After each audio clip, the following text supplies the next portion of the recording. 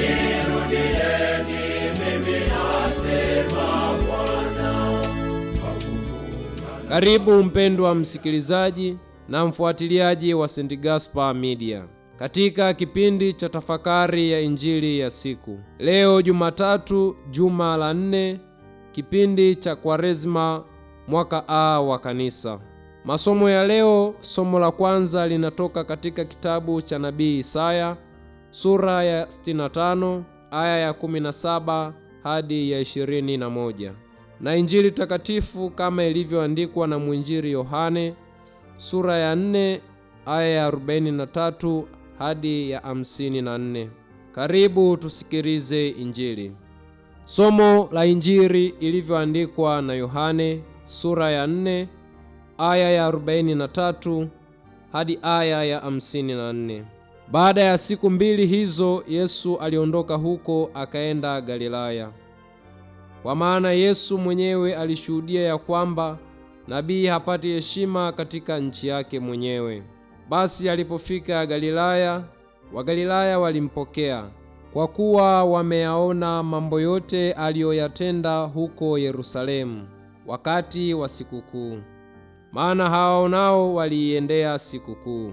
Basi alifika tena Kana ya Galilaya, hapo alipofanya yale maji kuwa divai.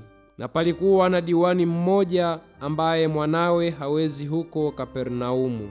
Huyo aliposikia ya kwamba Yesu amekuja kutoka Uyahudi mpaka Galilaya, alimwendea akamsihi ashuke na kumponya mwanawe, kwa maana alikuwa kufani. Basi Yesu akamwambia, msipoona ishara na maajabu hamtaamini kabisa. Yule diwani akamwambia, Bwana, ushuke asija kufa mtoto wangu. Yesu akamwambia, enenda, mwanao yu hai. Mtu yule akalisadiki lile neno aliloambiwa na Yesu, naye akashika njia. Hata alipokuwa akishuka, watumwa wake walimlaki wakisema ya kwamba mtoto wake yu hai. Basi akawauliza habari ya saa alipoanza kuwa hajambo. Nao akamwambia, jana saa 7 homa ilimwacha. Basi babaye akafahamu ya kuwa ni saa ile ile alipoambiwa na Yesu, mwanao yu hai. Akaamini yeye na wote wa nyumbani mwake. Hiyo ni ishara ya pili aliyoifanya Yesu alipokuwa ametoka Uyahudi kufika Galilaya. Neno la Bwana. Sifa kwako, Kristo. Wapendwa katika Kristo, tuungane kwa pamoja katika tafakari ya Injili tuliyoisikia hivi punde au muda si mrefu. Katika Injili ya Yohane sura ya 4 aya ya 43 hadi ya 54, tunaona Yesu akitoka Yerusalemu na kuelekea mji wa Galilaya, akiendelea na kazi yake ya utume katika Galilaya. Ni baada tu Yesu kushuhudia ya kwamba nabii hapati heshima katika nchi yake mwenyewe. Hii ni kwa sababu Yesu alifahamika angali akiwa mtoto kwamba ni mwana wa seremala katika familia yenye maisha ya kawaida. Hivyo ndugu pamoja na jamaa zote za karibu na Yesu pamoja na familia yao walimtambua Yesu kama mtoto wa seremala na kushindwa kuitambua kazi ya kiroho ambayo Yesu aliianza katika maisha yake akiwa huko Uyahudi. Kumbe Yesu akiwa Yerusalemu, watu walimtambua kama mwana wa seremala tu, bali si kama yule ajaye katika kukomboa utumwa wa dhambi kwa mwanadamu. Yesu anapoingia katika Galilaya, tunaona akifanya mambo mawili. Mosi, Yesu anafanya maji kuwa divai.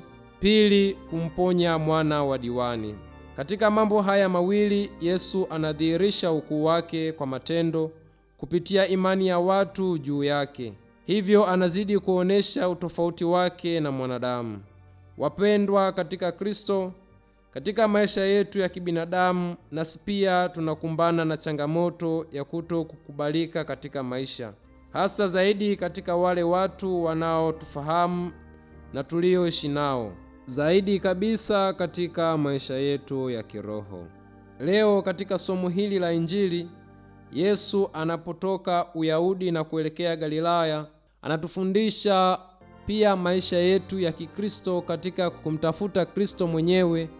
Yatupasa kutoka katika ukale na kuuvaa Ukristo mpya, katika kumjua yeye, kumpenda yeye, na tuweze kupata tuzo kwake mbinguni. Kumbe katika kipindi hiki cha Kwaresma, Yesu anatualika kwake tuanze maisha mapya pamoja naye, tukitupilia mbali yale yote ambayo yanatutenganisha pamoja naye. Daima Ukristo wetu uwe wenye matendo mema na kujitoa kwa ajili ya wengine, ili Kristo aweze kutamalaki katika maisha yetu na Kristo aweze kuwa katika maisha yetu na kuwa katikati ya maisha yetu. Sehemu ya pili ya Injili, Yesu anafanya maji kuwa divai na kumponya mwana wa diwani. Anazidi kujidhihirisha na kujitambulisha kuwa yeye ni mwana wa Mungu.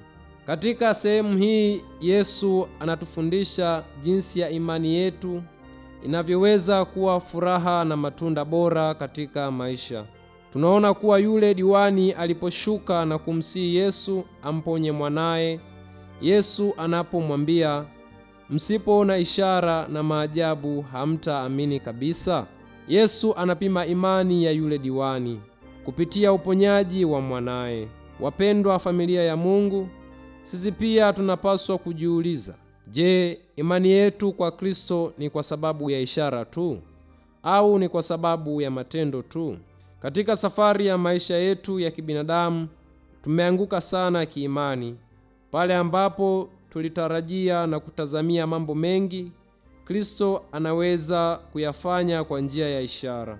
Hii tunaona katika ulimwengu wa leo uliogubikwa na maisha ya kutafuta ishara zaidi kuliko kuwa na imani. Kirejea Injili ya Marko sura ya 8 aya ya 11 hadi ya 12. Imani bila matendo imekufa. Rejea kitabu cha Yakobo sura ya 2 aya 14 hadi ya 26. Sisi kama Wakristo, imani tusaidie kumkiri Kristo ambaye tunamdhihirisha kupitia matendo yetu. Kumbe somo la leo litukumbushe pia matendo siyo njia ya kumjua Kristo pekee, bali imani ituongoze katika kumkiri na kusadiki yote kwake, ili tuweze kumkaribisha katika maisha yetu. Leo kanisa linapofanya kumbukumbu ya Mtakatifu Herberto ambaye aliwasaidia watu kumrudia Mungu kwa njia ya toba, na pia alikuwa mtu wa kuwafariji na kuwatembelea wagonjwa. Kupitia maombezi ya mtakatifu huyu, tumwombe Mungu hasa katika kipindi hiki cha Kwaresma tuweze kuwa wanyenyekevu na kuwa mahujaji wa matumaini kwa wale wanaopitia changamoto za kimaisha. Pia tuzidi kujishikamanisha naye hasa tunapomrejea Mungu kwa njia ya toba. Mtakatifu Gaspari anapotuambia tujifunze kutembea juu ya ardhi yenye miiba, ni tofauti na kutembea juu ya waridi.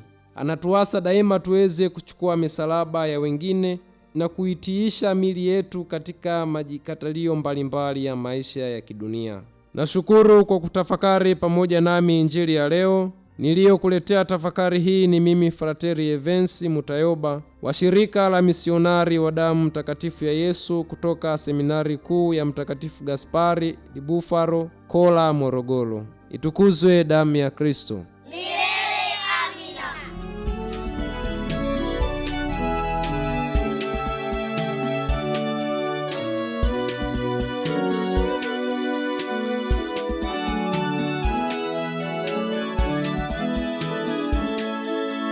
Pigeni tarumbeta katika Sayuni, kusanyeni wazee, kusanyeni watoto. Nirudieni, mimi asema